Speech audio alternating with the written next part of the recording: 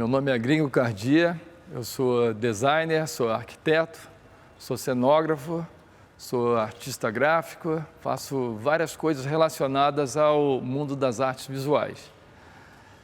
E faço isso desde criança. Desde criança tenho um dom de desenhar, de escrever, de ter alguma coisa na mão para riscar. E isso aí me acompanhou a vida inteira, até que eu tive que fazer uma universidade, resolvi fazer arquitetura, mas com muitas dúvidas, né, como qualquer adolescente, o que eu queria mesmo. No meio da arquitetura, acabei voltando para as artes visuais e me transformei num arquiteto e artista gráfico.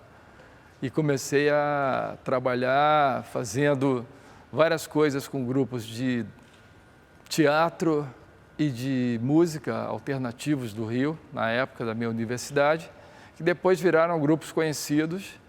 E a partir daí começou uma carreira grande assim de buscar coisas diferentes o tempo todo.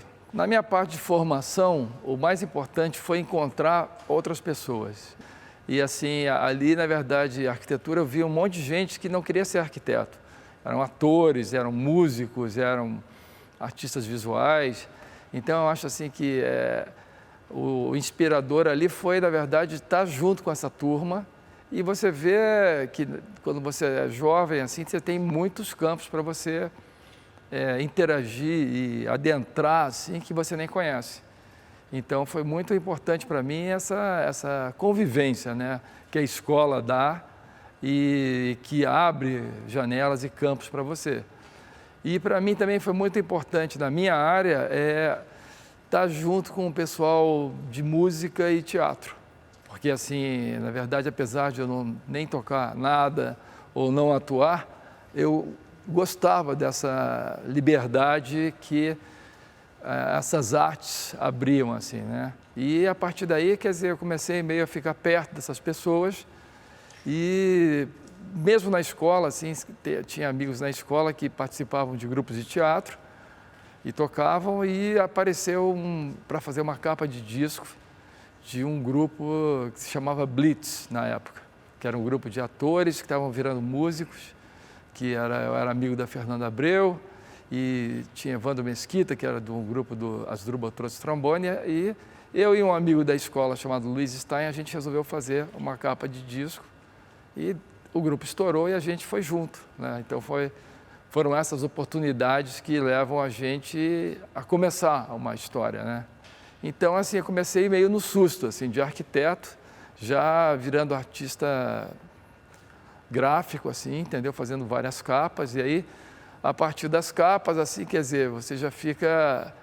A artista sempre tem aquela coisinha de inquieta, de querer fazer uma coisa diferente, né? E aí, assim, eu falei, se eu faço a capa, por que eu não posso fazer o cenário? Vamos tentar, eu tenho algum conhecimento de arquitetura, tem que arriscar, né? Então, assim, eu acho que assim, essa coisa do risco e da curiosidade foi uma coisa que sempre foi me levando a fazer um monte de coisa diferente. Então, eu comecei a fazer cenários, fiz cenários de shows, assim, comecei com a Blitz, fiz de outros shows. E depois de um tempo, falei assim, mas por que eu não faço também cenário de teatro? Aí comecei a fazer cenário de teatro também. E aí, ao mesmo tempo, na época, estava também, assim, começando a história de vídeo.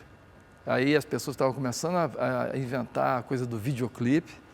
E aí eu falei, por que eu não posso fazer videoclipe também? Então eu quero fazer, vou aprender e vou dizer que sei fazer. Vou fazer o primeiro meio mentindo ali, mas de uma maneira, assim, de poder entrar, né, num meio que as pessoas sempre dizem que você não pode entrar, mas você tem que querer. E aí comecei a fazer videoclipes, ganhei vários prêmios, fiz mais de 80 videoclipes, assim, de vários grupos de música do Brasil. E aí, assim, a minha carreira foram convites e convites diferentes para fazer coisas diferentes, que eu fui sempre tendo a curiosidade e a vontade de fazer isso. Eu acho que, na verdade, você tem que se reinventar o tempo todo. Você tem que procurar outras coisas e outras maneiras, porque eu poderia estar fazendo capa de disco até hoje, mas... Para mim, chegou uma hora, eu falei, eu quero mais, não quero só isso. Tiveram milhões de capas que eu fiz, mas assim, uma em especial, por exemplo, para contar uma história, é uma capa do Chico Buarque que eu fiz, chamada Para Todos, é um disco para todos. E o Chico, na verdade, ele me mostrou uma foto que alguém que trabalhava na polícia aqui em São Paulo encontrou, que era ele fichado de 15 anos de idade, pegou o carro do pai e foi preso, enfim, estava fichado, Chico adolescente. Então eu falei, vamos botar essa fotinho aí que te mandaram da sua ficha da polícia na capa do disco. Só que o nome do disco era Para Todos, era uma coisa sobre o Brasil. E aí eu falei assim, vamos botar várias pessoas na capa, assim, a minha ideia era essa, pessoas anônimas, assim. Então a gente foi numa feira, uma feira de rua, assim, entendeu? E aí fiz um layout da capa, falei assim, quem quer aparecer na capa de Chico Buarque aqui? Quer dizer, ninguém quis, né? Todo mundo achou que era uma mentira, assim. Aí a gente começou a se fotografar, nós da equipe, assim. E depois, quer dizer, as pessoas viram, começaram as pessoas a virem, fotografar, a gente fotografamos várias pessoas.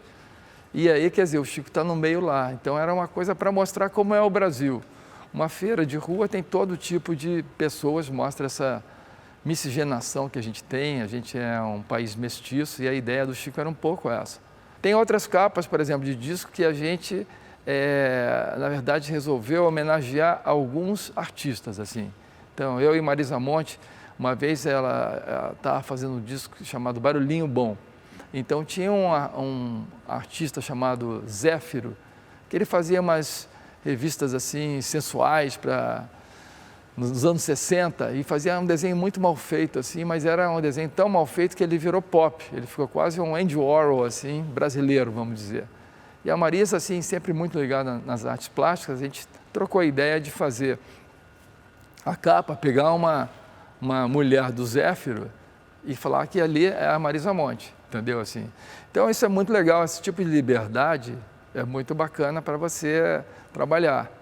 E assim, por exemplo, tem uma outra história bacana que era assim, eu fiz uma capa do Skank, chamado Samba Poconé, que eu também comecei a gostar dessa coisa. Estava uma época que as pessoas não precisavam aparecer tanto assim na capa, esses que já estavam famosos assim, então você podia propor capas mais diferentes, especiais. Então assim, eu sempre que vinha a São Paulo, tinha uns cinemas ali perto da Avenida São João, que antigamente pintavam os cartazes, era meio mal feito assim, você via aquele Rambo meio torto, a cara dele assim, mas era tão autêntico e genuíno e naif assim, que eu falei, vamos fazer uma capa de disco que eu vou tirar as fotos das pessoas, vou dar para esse pintor pintar do jeito dele e aí a gente faz a capa.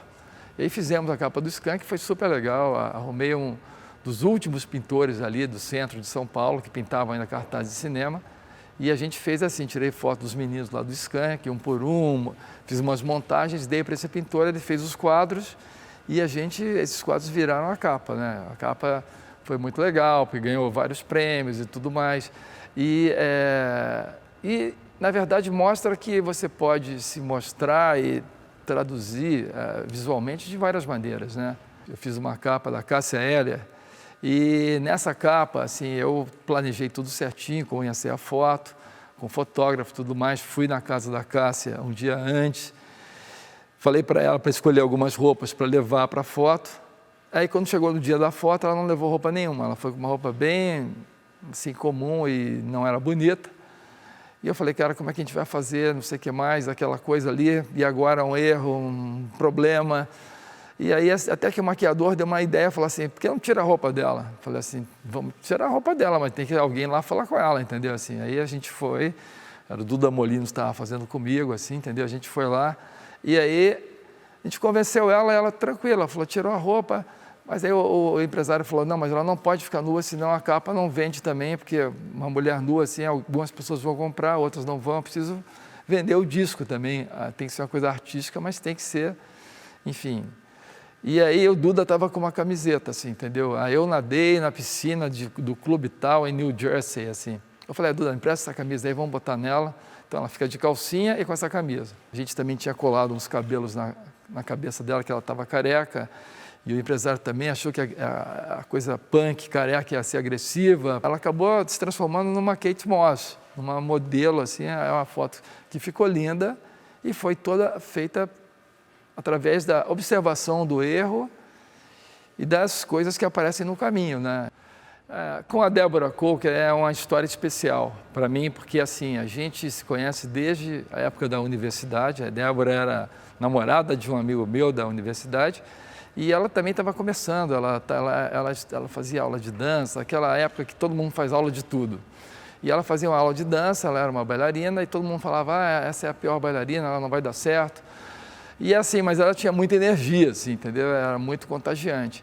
E aí a gente começou sempre, assim, quando a gente era das turmas de teatro, dança, assim, que andava junto pelo Rio e tudo mais, a gente começou, na verdade, a trabalhar com grupos de dança, grupos de circo. A Débora começou a fazer movimentos para peças de teatro, entendeu? E a gente sempre foi muito amigo. E a gente trabalhou um tempo, criamos um grupo chamado Intrépida Troupe, junto com outros amigos, que é um grupo de circo moderno, assim.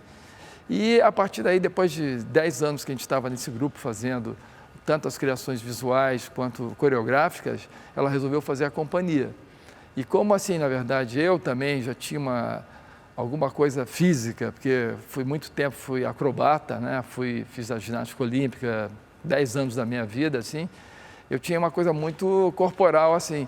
E junto com a Débora, a gente teve a ideia de construir coisas que você pudesse fazer a dança em cima de objetos. Então, assim, isso aí foi o grande diferencial da companhia e da nossa parceria, que a gente começou a criar objetos e nesses objetos ela começou a criar uma linguagem coreográfica para fazer os espetáculos dela.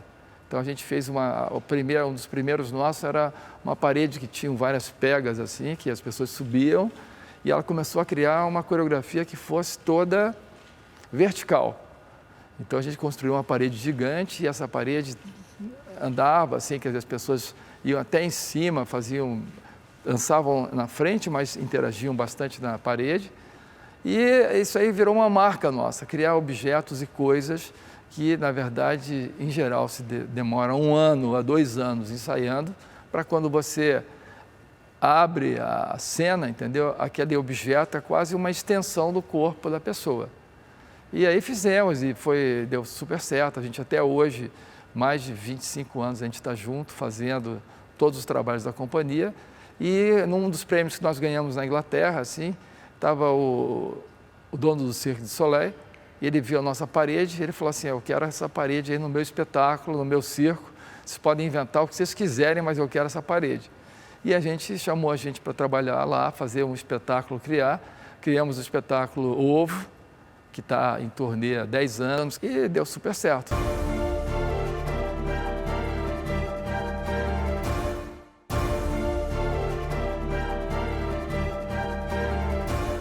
Quando você é um artista visual, eu acho que a primeira coisa que você tem que aprender é ser observador. Então, a inspiração vem das suas observações.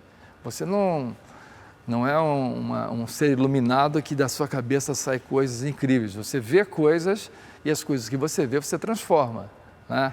Então, assim, para mim, a minha inspiração é andar na rua, é viajar, é ver trabalho de outras pessoas, é ver o tempo todo ver. Tem até uma amiga que diz que eu sou um olho com um corpo em volta, assim, entendeu? Só sei ver as coisas. E às vezes você tem que, na verdade, se dar o tempo de ver. Então, quando você viaja, você se desliga. Antigamente não tinha esse celular que te persegue para todo lugar do planeta, né? Antigamente você desligava, ninguém te achava, você ia viajando, sua cabeça ia esvaziando, entendeu? E aí você deixava outras coisas entrarem. Então, eu gosto muito de viajar, assim, para países de cultura diferente, ver coisas populares, assim, gosto de viajar pelo Brasil inteiro, gosto de andar pelas ruas da cidade. Você tem, na verdade, que observar as coisas e ser generoso, saber que ali tem uma criatividade, que as pessoas todas são criativas, não são só os artistas que são criativos, o ser humano é um ser criativo. E assim, na verdade, o trabalho da gente como artista visual é fazer essas ligações, às vezes trazer uma coisa que todo mundo acha que é horrorosa, você põe no meio do palco com uma luz, ela fica incrível, assim. Tem uma história que eu conto também, que também é com o Chico Buarque, que a gente fez junto um show chamado As Cidades. Ele falava sobre as cidades, assim, e eu peguei assim, tirei uma foto de um poste desses postes que tem aos montes na cidade, com um monte de fios assim, entendeu? Que sai aqueles gatos assim, parece uma instalação de artes plásticas. E botei grande atrás dele, assim, entendeu? Assim, ele cantava, metade do show era aquele poste gigante, um close daquele poste, cheio de fios. E meio mostrando esse monte de ligações e comunicações e pessoas que tem na cidade, aquilo ali para mim era uma síntese disso. E as pessoas todas falavam, nossa, é incrível, é lindo esse cenário, que coisa linda esse negócio atrás. Só que as pessoas vêm todo dia, olham aquilo e nem sabem que existe. Mas o Chico Buarque na frente, aquilo num palco com uma luz, ele tem um outro significado, a pessoa passa a observar. Então, assim, é muito bacana porque o papel da arte é sempre trazer alguma coisa para a cena que a pessoa, na verdade, ela convive com aquilo, mas ela não vê. Fazem uns 18 anos, mais ou menos, eu tive uma ideia de criar um projeto social. Então, eu estava com uma amiga minha, eu viajo muito assim, eu levei ela à Índia, que é uma atriz, a Marisa Hort, e aí ela falou, nossa, quanto pobre aqui, assim. Eu falei, mas o Brasil é igual, o mundo é igual, tem um monte de gente pobre, só que às vezes a gente não vê. A gente tem que, na verdade, dividir. A gente quer dizer, quando você é um profissional e você tem sorte de ser bem-sucedido, porque muita gente não tem oportunidade. E a gente falou, vamos fazer alguma coisa pelo nosso país, alguma coisa assim. E aí a gente falou, vamos fazer uma escola, porque escola é o que começa, onde começam as coisas. E a gente teve a ideia de fazer uma escola na área que a gente trabalha, que é a área de artes visuais e espetáculos, assim. E a gente falou, vamos fazer uma escola de técnicos. A gente mora no Rio de Janeiro, que é uma cidade que produz uma imensidão de coisas para espetáculo, e não tem escolas de técnicos, sabe? Os técnicos sempre aprendem através de amigos e é muito informal. Falei, vamos fazer isso que, na verdade, a gente vai mostrar para um monte de jovens que não têm oportunidade, não sabem o que querem, não têm nem acesso a nada, várias profissões legais, e, ao mesmo tempo, a gente pode fazer uma escola que eles tenham uma experiência com arte, entendeu? Assim, para poder ter essa experiência de se reconhecer fazendo, criando uma coisa, e deu super certo. A gente fez essa escola, entendeu? Assim, é uma escola que forma técnicos de montagem de cenários, iluminação, vídeo, câmera, maquiagem, cabelo, contra-regragem, ajudante de palco. E a escola virou um sucesso, ela deu super certo, assim, porque a gente direcionou essa escola para adolescentes das periferias e das favelas do Rio de Janeiro, de 17 a 22, 23 anos. E aí, os garotos que a gente selecionou muito esses jovens, pela vontade de fazer alguma coisa. E desses 18 anos, já formamos mais de 2.000 alunos e a gente já conseguiu, de vagas de trabalho, mais de 5.000 vagas de trabalho. Na verdade, fazendo o quê? Fazendo uma educação através da arte e da criatividade, fazendo esse jovem participar de um mundo cultural que ele é excluído. Então, levar ele a teatro, levar ele a exposições, levar um monte de gente bacana para conversar com esses meninos, entendeu? Ensinar as técnicas para eles, fazer um trabalho criativo e imediatamente colocar eles trabalhando. A educação de qualidade, ela transforma completamente o jovem. Então, já chegou ao ponto de agora eu fazer um trabalho na televisão e a pessoa falou, você tem que falar com o diretor de fotografia. Quando eu fui ver o diretor de fotografia, ele era aluno da escola. Ele foi aluno da escola, só que ele estava num posto bem alto e é muito bacana, entendeu? Assim, hoje em dia, para mim, é essencial, porque eu acho que você, quando faz um monte de coisa na vida, tem um momento que você tem que passar, não adianta, isso é do ser humano, você tem que passar isso adiante e o papel da gente é passar isso para o jovem, né? Então, acho que essa coisa da educação, ela entrou no meu trabalho que não tem como, assim, entendeu? Hoje em dia, você separar uma coisa da outra. E eu aprendi também muitas coisas com essa convivência com os meninos, por coincidência, até me levou a fazer um outro tipo de trabalho que tenho feito bastante, que é o trabalho de curadoria e museografia. Então, assim, eu, na verdade, com todas essas coisas que eu aprendi, na verdade, uma pessoa me chamou para fazer um museu das telecomunicações do Brasil, falou assim, você é cenógrafo, faz vídeo, faz um monte de coisa, você não quer fazer um museu? Falei, claro que eu quero fazer qualquer coisa diferente, entendeu? Então, vamos fazer esse museu. E aí esse museu, na verdade, comecei a trabalhar muito com tecnologia, de maneiras de contar histórias. Então, assim, quer dizer, a gente viveu nos últimos 30 anos um boom de visual no mundo, que todo mundo fala, imagem é tudo é maravilhoso. Só que a imagem, chega um momento que se ela não tem conteúdo, ela desmancha, ela não vira nada. Então, por mais que você goste de imagem, ela tem que ter o conteúdo. Então, assim, o trabalho de museografia foi assim, pegar como eu vou contar essa história através da imagem e fazer da tecnologia, fazer ela ficar interessante, das pessoas interagirem, mexerem nas coisas, as coisas falarem. Enfim, você usa a teatralidade, as artes visuais, o vídeo, a cenografia para envolver a pessoa num espaço, esse espaço ficar interessante e ela ali abrir um canal. Então, isso deu muito certo, é uma coisa que eu adoro trabalhar, já trabalho nisso aí há uns 10, 12 anos mais ou menos. Comecei meu primeiro museu, que foi esse das telecomunicações no Rio de Janeiro. Depois fiz um museu grande em Minas Gerais, que foi o Museu da História e da Cultura de Minas Gerais, um museu que é na Praça da Liberdade, uma praça principal de Belo Horizonte. E fiz também assim, aí fui, através desse museu, fui convidado pela Cruz Vermelha Internacional para fazer um museu na Suíça da história da Cruz Vermelha. Então, fiz um museu lá em Genebra, esse museu inaugurou há pouco tempo. E aí, quer dizer, eu vi que, na verdade, o artista visual passou a ser um contador de histórias, assim. Achei que comecei a trabalhar com historiadores bastante, na verdade, a juntar todas essas artes visuais em prol, de uma maneira, da educação e da cultura, assim, né? Isso foi muito bacana, assim, porque me abriu esse canal de fazer trabalhos artísticos, mas, ao mesmo tempo, trabalhos que você continua sendo tradutor das histórias e contando de maneiras diferentes para as pessoas, para a nova geração voltar a gostar de estudar as coisas, né? Então, acho que, assim, esse papel é muito bacana, assim. Eu fiz recentemente um museu em Salvador, que é a Casa do Rio Vermelho, onde morou Jorge Amado e Zélia Gattai.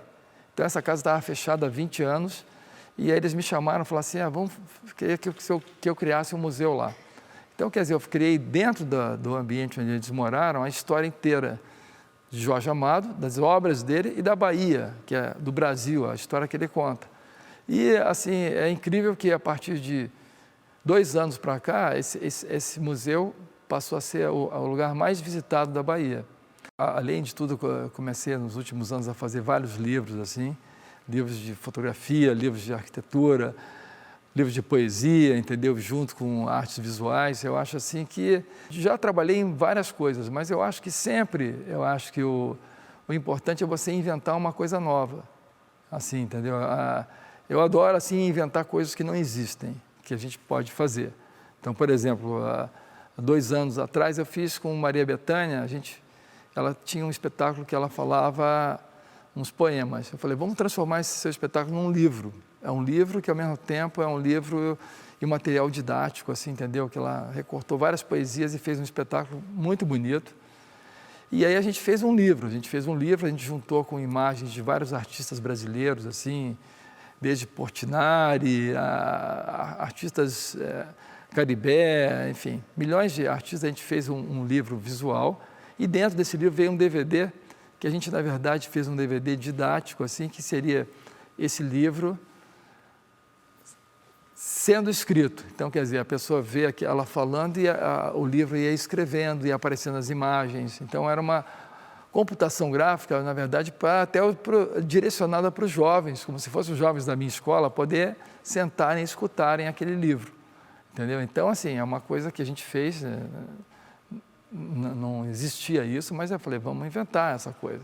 Então, acho que hoje em dia, o que eu tenho, assim, muita vontade é sempre de inventar essas coisas e me associar sempre com pessoas que tenham ideias, que tragam artistas novos. Eu acho que isso aí é uma fonte inesgotável de você continuar aprendendo e experimentando, né? Eu acho que a vida é uma grande experimentação o tempo todo. E a vida do artista é experimentar, fazer coisas diferentes.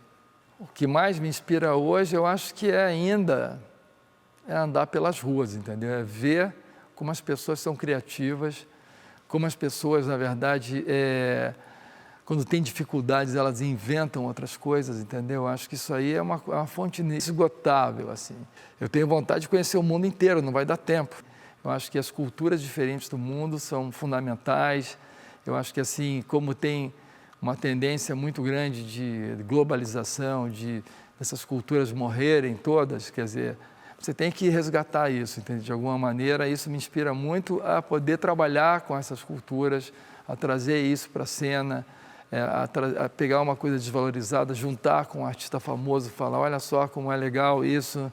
O nosso país, por exemplo, é um país rico de cultura, as mais diferentes culturas populares, assim, e as pessoas não valorizam, entendeu? Então, assim, eu acho que isso aí é uma coisa que a gente tem ainda esse potencial imenso, entendeu? Que outros países já não têm, entendeu? E eu acho que, assim, isso me inspira muito, eu trabalhar com qualquer coisa dessa, poder trazer para um trabalho bacana, que mostre para um monte de gente, entendeu? Que seja que a pessoa fale, olha, tecnológico, vai falar assim, não, mas é o tecnológico, mas olha só essa cultura popular que está junto, entendeu?